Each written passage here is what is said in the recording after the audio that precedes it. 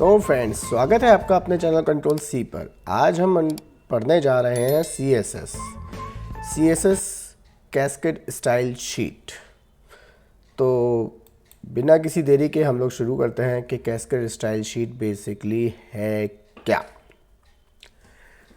तो उससे पहले मैंने आपको बता चुका हूँ कि HTML क्या है। आप देख सकते हैं कि HTML की पिछली वीडियो मैंने डाल रखी है अपने प्लेलिस्ट में। आप उसको पहले समझिए कि HTML क्या है, और HTML के बाद में ही आप आगे इसको समझ पाएंगे। और बेसिकली मैं नहीं चाहूँगा कि आप बहुत ज़्यादा कॉम्प्लिकेटेड तरीके से समझें, आप बहुत इजी वे में समझें चीज़ों को, जिससे कि आपको बहुत ज़्यादा आसानी हो आगे की चीज़ों को समझने के लिए और आपको करने के लिए। क्योंकि चीज़ें आगे चलकर कॉम्प्लिकेटेड होती हैं, लेकिन स्टार्टिंग अगर आपकी नॉर्मल होगी तो आपके अगर आइडियाज़ क्लियर होंगे, आपके सिनेरियोज़ क्लियर होंगे, देन आप आगे चल कर के अच्छा कर सकते हैं। तो चलिए स्टार्ट करते हैं। What is CSS? Cascading style sheet basically release हुई थी 17 दिसंबर 1996 में। इसमें बहुत सारे इश्यूज़ आए थे कि हम इसको क्यों यूज़ करें, HTML में ही हम लोग सब कुछ अप्लाई कर देते हैं। अब तो हालांकि HTML से सब कुछ हटा दिया गया है कि कलर वगैरह ये सारी चीज़ें करने के लिए, क्योंकि उसको छोटा करने के लिए वो बता देता हूँ। तो थोड़ा सा मैं ब्रीफ में डिस्क्राइब कर देता हूँ कि HTML क्या है। HTML एक मार्कअप लैंग्वेज है जो टेक्स्ट को हाइप करती है, यानी हाइपर टेक्स्ट मार्कअप लैंग्वेज। यानी एक टेक्स्ट को हाइप करने के लिए हम लोगों ने एक लैंग्वेज क्रिएट कर रखी है जिसको हम लोग मार्कअप लैंग्वेज बोलते हैं, जो कि स्टार्ट होती है एक टैग के साथ में, क्लोज होती है एक टैग के साथ में। तो क्या होता है कि ये सिर्फ अपने आप में पूरी नहीं होती। इसमें क्या है, ना कलर है ना डिज़ाइन है, बस कुछ बड़ा करके दिखा देगा, टेक्स्ट बॉक्स बना देगा, आपका इनपुट ले लेगा आपसे, ये सारी चीज़ें कर लेगा, फॉर्म को सबमिट कर देगा, फॉर्म को गेट कर लेगा, ये सारी चीज़ें कर लेगा। लेकिन डिज़ाइनिंग इतना रस्ट डिज़ाइन होगा आपका, इतना वर्स्ट डिज़ाइन होगा कि आप देख करके कहेंगे कि भाई यार ये मैं इस पर क्यों बना रहा हूँ। कुछ नहीं करेंगे। इसको फुलफ़िल करने के लिए, इसको कंप्लीट करने के लिए, इसको एक स्टाइल देने के लिए, यानी कह सकते हैं इसको ड्रेसअप करने के लिए, इसके हेयर ड्रेसिंग करने के लिए, इसको स्पा और सलून देने के लिए, इसको कोरियोग्राफ करने के लिए एक लैंग्वेज बनी है कैस्केड स्टाइल शीट, जिसको हम CSS बोलते हैं। अब CSS को समझने से पहले हम लोगों को सबसे पहले ये समझना पड़ेगा कि HTML का टैग क्लोज होता है, बंद होता है, उसके अंदर कुछ एट्रीब्यूट्स होते हैं। एट्रीब्यूट्स क्या काम करते हैं? एट्रीब्यूट्स की अपनी एक प्रॉपर्टी होती है। कुछ टैग में एट्रीब्यूट्स मैंडेटरी होते हैं, कुछ में नहीं होते हैं। लेकिन दो एक ऐसे टैग हैं जो आपको हमेशा याद रखने पड़ेंगे, एक ID और एक क्लास। ये दोनों डिनोट करते हैं CSS को, और फर्दरली ये जावास्क्रिप्ट को भी डिनोट करते हैं, लेकिन बेसिकली अभी हम समझेंगे ये CSS को डिनोट करते हैं। तो इनका क्या नाम है? ID और क्लास, ठीक है ना। अब CSS कैसे वर्क करता है? CSS 3 टाइप से वर्क करता है टोटली, पूरे मतलब कुछ ज़्यादा दिमाग लगाने वाली ज़रूरत नहीं है। 3 तरीके से वर्क करता है। एक तो इनलाइन वर्क करता है, एक एट्रीब्यूट्स के साथ में। जैसे हमने क्या काम किया, P टैग शुरू किया, P टैग के साथ में हमने स्टाइल दे दिया, स्टाइल को हम लोगों ने एक कलर दे, मतलब स्टाइल के अंदर ये इसकी प्रॉपर्टी हो गई। ये जो पोर्शन हो जाता है वो इसकी प्रॉपर्टी हो जाती है। ये जो इसकी एक प्रॉपर्टी है, कलर प्रॉपर्टी है। अब कलर कौन सा हो सकता है? डॉट कोलन से हम उसको डिनोट कर देते हैं, रेड देंगे, ग्रीन देंगे। ये कलर इसकी प्रॉपर्टी हो गई। ये बहुत सारी प्रॉपर्टी होती हैं। इस प्रॉपर्टी को याद करने के लिए आपको मैं एक लिंक दे दूंगा, जिससे मैं बहुत सारी आपको पता चल जाएगा। स्टाइल इन लाइन का मतलब एक एट्रीब्यूट्स के अंदर, मान के P टैग के अंदर मैंने एक स्टाइल एट्रीब्यूट लगाया। स्टाइल एट्रीब्यूट के अंदर एक कलर प्रॉपर्टी है। कलर प्रॉपर्टी को मैं कोई भी कलर दे सकता हूँ, यहाँ पर नाम लिख देता हूँ उस कलर का, वो प्रॉपर्टी बन जाती है, ठीक है ना। सेकंड में आता है हमारे पास में इन टैग में क्या होता है, एक स्टाइल टैग शुरू होता है और स्टाइल टैग बंद होता है। उसके अंदर हम लोग एक कोड लिखते हैं, वो बना देते हैं, उसको कोई दिक्कत नहीं है। उसके बाद में एक सेलेक्टर होता है। सेलेक्टर मैं आपको अभी बताऊंगा नेक्स्ट स्लाइड में। सेलेक्टर के अंदर में हम कोड लिख देते हैं, मतलब उसकी प्रॉपर्टी लिखते हैं, उसके बाद में उसका कलर लिख देते हैं, और ये सेमी कोलन से बंद होता है। देखिए सेमी कोलन से बंद होता है। एक बात याद रखिएगा, ये हमेशा सेमी कोलन से बंद होता है। थर्ड टाइप है इसका लिंक टैग। लिंक करके इसको आप कर सकते हैं। सपोज कि आप नहीं चाहते कि पेज में बहुत ज़्यादा उल्टा सीधा कोड लिखा जाए, या फिर कोड बहुत ज़्यादा हैवी हो जाता है, तो हम समझ नहीं पाते कि बेसिकली हम लोगों को करना क्या चाहिए कैसे इसको फर्दर कम किया जाए कोड को, एक पेज को हमें इजी टू अंडरस्टैंड होना चाहिए, तो उसके लिए हम लोग एक फाइल को इंक्लूड कर लेते हैं। सीएसएस को उस पेज से हटा ही देते हैं हम लोग, सीएसएस का एक अलग से पेज बना देते हैं, उसको हम लिंक से डिनोट करते हैं, ठीक है ना। तो अब बताओ, अब आती है कि अब पेज तो हम नया बनाएंगे तो हम उसको समझेंगे कैसे, तब उसके लिए हम एक सेलेक्टर को अंडरस्टैंड करते हैं। सेलेक्टर को समझने से पहले आपको ये समझना पड़ेगा कि बेसिकली सेलेक्टर का ओरिजिन कैसे हुआ। उसके लिए मैंने एक छोटा सा एग्जाम्पल रखा हुआ है जिससे कि आप समझ पाएँ कि बेसिकली सेलेक्टर होते क्या है। सेलेक्टर कोई हवा नहीं है, सेलेक्टर बहुत छोटी सी चीज़ है। तो हम लोग देखते हैं कि क्या होता है। सबसे पहले एक स्कूल होता है। स्कूल को अगर हम थोड़ी देर के लिए एक टैग मान लें, जैसे कि HTML का टैग मान लें, div टैग मान लें, या कोई भी एक टैग मान लें, अपने मन में एक सपोज कर लीजिए एक टैग मान लिया आपने उसको, ठीक है ना।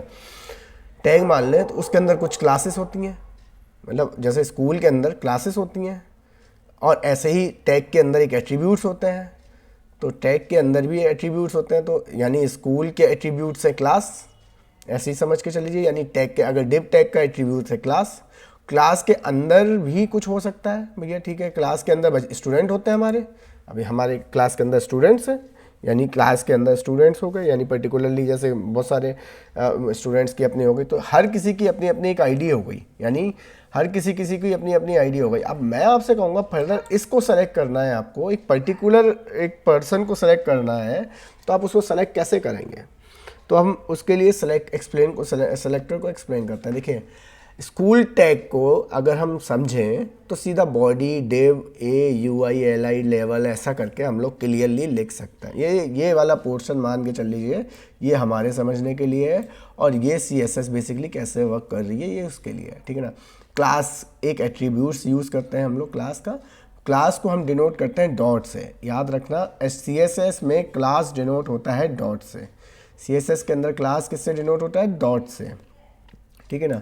इसी तरीके से क्लास के अंदर मतलब एक आईडी भी हो सकती है, ठीक है ना। आईडी को डिनोट करते हैं हम हैश से, हैशटैग बहुत सुना होगा आप लोगों ने हैशटैग, वो एक आईडी को डिनोट करते हैं, एक पर्टिकुलर पर्सन को डिनोट करते हैं हम लोग इससे, ठीक है ना।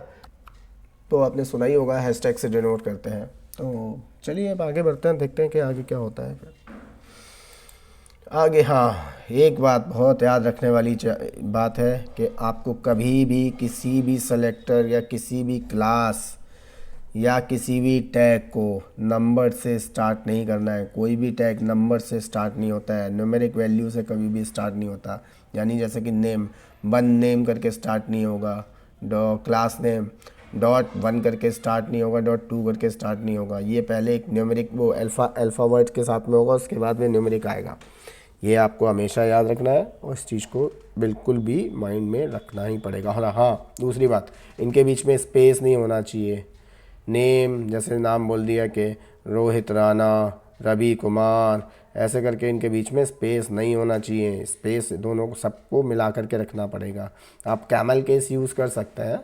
कैमल केस का मतलब ये हो गया, अगर जहाँ पर आपको स्पेस देना है उस लेटर को कैपिटल कर दीजिए, इससे समझ जाता है कंप्यूटर के कैमल केस में होता है, ठीक है ना। जैसे मान के चल लीजिए रोहित लिखा तो ROHIT लिख दिया, अब आगे राणा लिखना है तो कैपिटल R, यानी मैं समझ जाऊंगा कि इसके बीच में स्पेस था, इस वजह से हम लोग इसको कैमल केस बोलते हैं, ठीक है ना। तो चलिए ठीक है, कोई नहीं, इसको एक्सप्लेन। अब सेलेक्टर को अभी आपने नहीं समझा होगा प्रॉपर तरीके से, जब प्रैक्टिकल करेंगे तो समझ जाएंगे हम लोग, ठीक है ना। तो चलिए अब प्रैक्टिकल की बारी आ जाती है कि प्रैक्टिकल करते हैं कि प्रैक्टिकल में बेसिकली क्या है। मैं एक काम करता हूँ, मैं यहाँ पे एक फोल्डर बनाता हूँ CSS लर्निंग का, ठीक है ना। लर्निंग का LEARNING लर्निंग का एक मैंने वो फोल्डर बना दिया, ठीक है ना। यहाँ पर मैं क्या काम करता हूँ, एक कोड एडिटर खोल लेता हूँ। आप कोई भी कोड एडिटर यूज़ कर सकते हो। बेसिकली मैं विजुअल बेसिक कोड यूज़ करता हूँ। इसको इंस्टॉल करना भी बहुत आसान है। आप गेम इंस्टॉल कर लेते हो तो इसको इंस्टॉल करने में कौन सी बड़ी बात है यार। और तब भी समझ में ना आए तो इसके बहुत सारे ट्यूटोरियल्स पड़े हुए हैं, ठीक है ना। तो अभी आप HTML में जाते हैं। हम लोगों ने यहाँ पे एक फ़ाइल बनाई HTML की, ठीक है ना। सिंपल सा HTML की फ़ाइल बनाई और इसको एक सर्वर में ऑन कर दिया। हम लोगों ने सर्वर खोल दिया इसको, ठीक है ना। एक सर्वर में ऑन कर दिया, ब्लैंक है, कुछ भी नहीं है अभी इसमें, ठीक है ना। कुछ भी नहीं है, खाली पड़ी हुई है फाइल। यहाँ पे हम लोगों ने HTML5 से शुरू किया। HTML5 बड़ी चीज़ है भैया HTML5 को लेकर के मैंने बोला डॉक टाइप HTML फाइल लगाएंगे तो आपका ये HTML5 का टैग बन जाता है, ठीक है ना।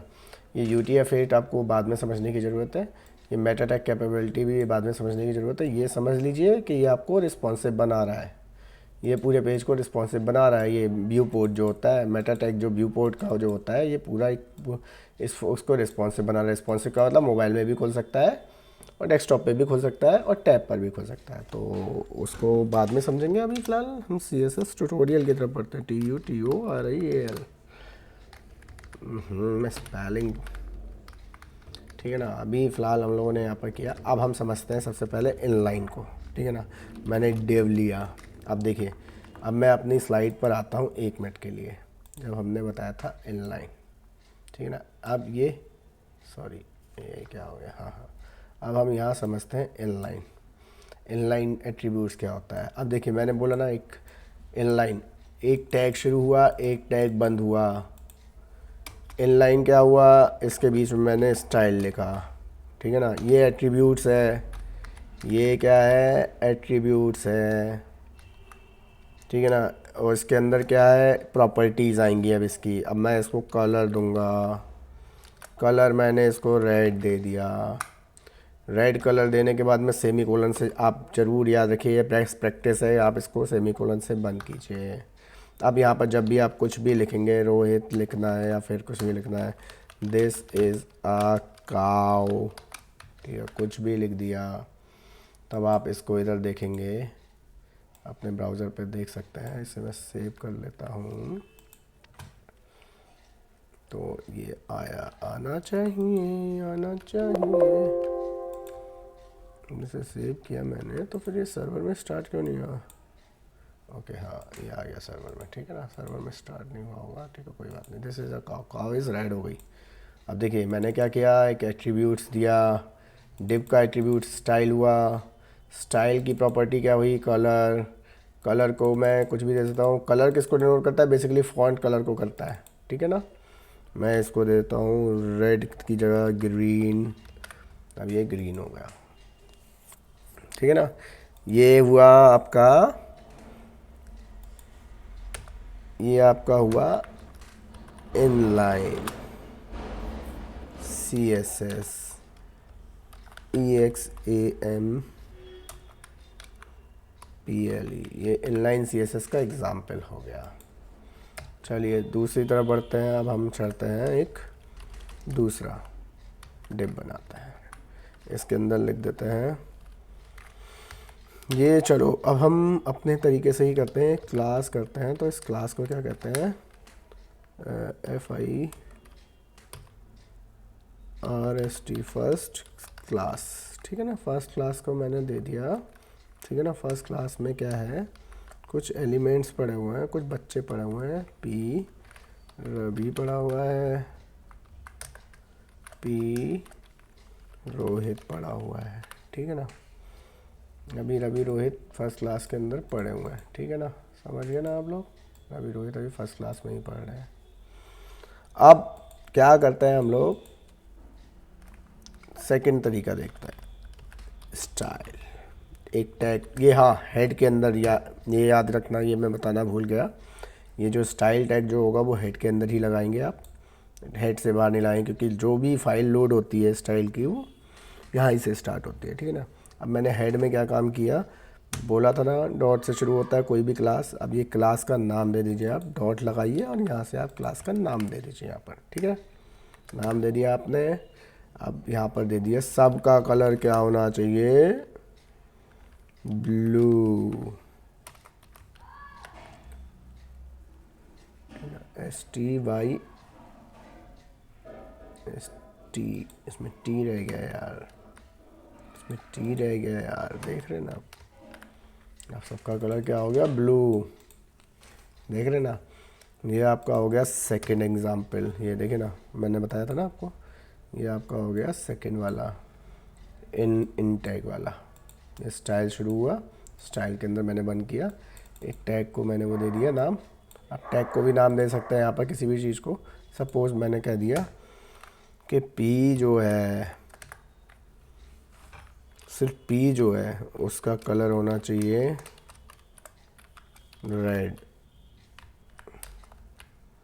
ठीक है ना। अब क्या हुआ, मैंने पूरी क्लास को कलर ब्लू दिया है, लेकिन अब मैंने पी को, स्पेसिफिक पी को रेड दे दिया तो रेड हो गया, ठीक है ना। समझ गए, बहुत क्लियर। क्योंकि क्या है, अब मैंने सिर्फ पी को कलर दिया है ना, अब उस क्लास से तो मतलब ही नहीं बचा, मैंने तो सिंपली पी को बोल दिया भैया जितना पी है वो पी होंगे, वो रेड होंगे, ठीक है ना। अब ऐसे समझिए, थोड़ा सा और घुमाते हैं इस चीज़ को। एक क्लास के अंदर जितने भी बच्चे हैं वो है पी। अब ये क्लास के अंदर, फर्स्ट क्लास के अंदर में जितने बच्चे हैं पी, उनका कलर कैसा होना चाहिए, ब्लू, तो ये ब्लू हो गया। अब मैं ये कहूँगा कि यही पूरा सी एस है। अब मैं इसको कुछ भी दे सकता हूँ, मैं यहाँ पे बॉर्डर दे सकता हूँ, भाई क्लास का एक बॉर्डर बना दीजिए आप, बॉर्डर 1 पिक्सल सॉलिड टाइप होता है ये, ठीक है ना। और ये हेक्सा में वैल्यू दे रहा हूँ, हेक्स वैल्यू आपको मैं बाद में बताता हूँ।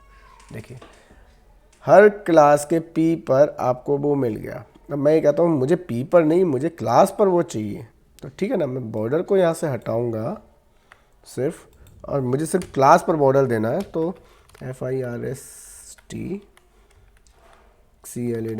क्लास के अंदर मैंने बॉर्डर दे दिया, ठीक है ना। तो पूरे क्लास को बॉर्डर मिल गया और स्टूडेंट्स को कलर मिल गया सिंपल वाला। तो दैट्स, बस यही है आपकी CSS। एक आपका इनलाइन का हो गया एग्जाम्पल, एक आपका ये आपका एग्जाम्पल हो गया आपका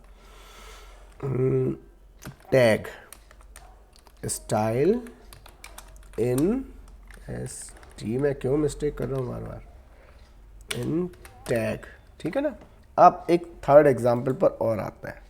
चलिए सपोज एक सेकंड क्लास की जगह पर हम एक थर्ड क्लास और क्रिएट कर लेते हैं,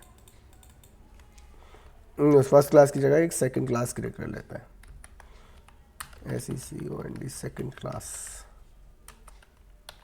सेकंड क्लास क्रिएट कर लिया। अब हमें क्या करना है, यहाँ पर एक लिंक टैग लगाना है, जैसा कि मैंने अभी आपको ये बताया था, लिंक टैग, लिंक। यहाँ पर लिंक किया हम लोगों ने, एक मिनट था, यहाँ पर लिंक किया हम लोगों ने, सॉरी यार ये स्टाइल को, ओके स्टाइल टैग उसने बस लिया नहीं, ठीक है ना, मैं बाद में बात करता हूँ। लिंक लिया, LIN के लिंक लिया हम लोग ने, ठीक है ना, उसका रेफरेंस दिया। तो फाइल कौन सी होगी हमारी, .s डॉट करके, या फिर सिंपल सी style.css, स्टाइल और रील दे दी हमने। रील क्या होती है, रील बताती है कि किस टाइप की फाइल है, इसका रोल क्या प्ले करेगा। तो ये स्टाइल शीट है, STYLESHEET शीट, ये स्टाइल शीट है हमारी, ठीक है ना। लेकिन अब ये फाइल तो मिलेगी नहीं इसे, क्योंकि यहाँ पर फाइल बनी नहीं है। इसको यहाँ पर हम एक फ़ाइल बना देते हैं, style.css, ठीक है ना। style.css हमारी सेम फाइल बन गई इधर, ठीक है ना। अब यहाँ पर हम लोग कर देते हैं। अभी हम लोगों ने देखा था, अब HTML फाइल में हम लोगों ने देखा था क्या कि हम लोगों ने सेकंड क्लास का बनाया है। अब हम क्या काम करते हैं, इसमें जाते हैं, इसमें कुछ नहीं करना है आपको, इसमें तो सेपरेट हो गया पूरा कोड। अब हम लोगों ने क्या काम कर रखा हुआ है, सिर्फ हम लोगों ने क्लास दे रखा है सेकंड क्लास, ठीक है ना। अब हम यहाँ पर कुछ नहीं करते हैं, यहाँ पर क्या करते हैं, .SECONDCLASS क्लास दिया हमने, और यहाँ पे कलर दे दिया इसको एक्वा, ठीक है ना। अब क्या होगा आप खुद देख लीजिए। सेकंड क्लास, सॉरी क्लास का मैंने कैपिटल C रखा है, एक बार रखिएगा, ये होता है एक्वा कलर हो गया, देख रहे हैं ना आप। अब हम लोग सेपरेट इसलिए करते हैं क्योंकि ये देखिए ना, अगर मैं स्टाइल शीट को लगाऊंगा, इनलाइन लगाऊंगा, ज़रूरी कभी कभी ज़रूरी भी पड़ जाता है, लेकिन बहुत बड़ा कोड होता चला जाएगा। मैं इसी के अंदर स्टाइल लगाऊंगा तो ये फाइल कितनी बड़ी होती चली जाएगी।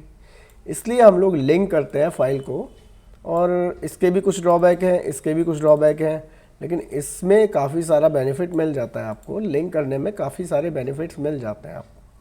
तो इसको हम नेक्स्ट लेवल पे आगे कंटिन्यू करेंगे। फर्स्ट ऑफ ऑल आपको मैं एक लिंक दूंगा अपने डिस्क्रिप्शन में, आप सबसे पहले इसकी प्रॉपर्टीज़ याद कीजिए, ठीक है ना। ये जो क्लास की जो प्रॉपर्टीज़ होती हैं, या फिर मतलब जो भी CSS की प्रॉपर्टीज़ हैं, उनको याद कीजिए कैसे इन चीज़ों को हम लोग कंटिन्यू कर सकते हैं। उसके बाद में हम लोग एक पोर्शन शुरू करेंगे, एक हेडर टाइप का, कोई भी एक अच्छी सी वेबसाइट बनाएंगे, टॉप वेबसाइट निकाल लेते हैं, उस वेबसाइट को हम बनाएंगे साथ में मिल कर के, और प्योर उसी के जैसा काम करेंगे। इसलिए मैं कहूँगा कि सबसे पहले आप इन चीज़ों को याद करें कि इसकी प्रॉपर्टीज़ क्या है CSS की, और HTML टैग कौन कौन से हैं। ये 2 चीज़ें आप अगर अच्छे से याद कर लेंगे, देन मैं आज के 2 दिन के बाद में फिर से एक वीडियो लेकर आऊँगा हेडर क्रिएशन की पूरी, जिससे कि आप लोगों को क्लियर समझ में आएगा कि बेसिकली इनका यूज़ क्या होता है। उस टाइम पर मैं ये आपको नहीं बताऊंगा कि कौन सा टैग मैं कहाँ यूज़ कर रहा हूँ, कौन सी प्रॉपर्टी मैं कैसे यूज़ कर रहा हूँ, ये आपको वेल डिफाइंड खुद याद होना चाहिए। इसलिए मैं आपको बेसिक बता रहा हूँ कि आपको पहले बेसिक से लर्न करना पड़ेगा इस चीज़ को। तो आज के लिए बस इतना ही guys, thank you, bye bye. और हाँ, सब्सक्राइब करना मत भूलिएगा, बेल आइकन ज़रूर दबा दीजिएगा, और सब्सक्राइब तो आपका बस उस पर CSS दिखा दीजिए, आप उसको रेड से ग्रे कर दीजिए, ठीक है। Bye bye.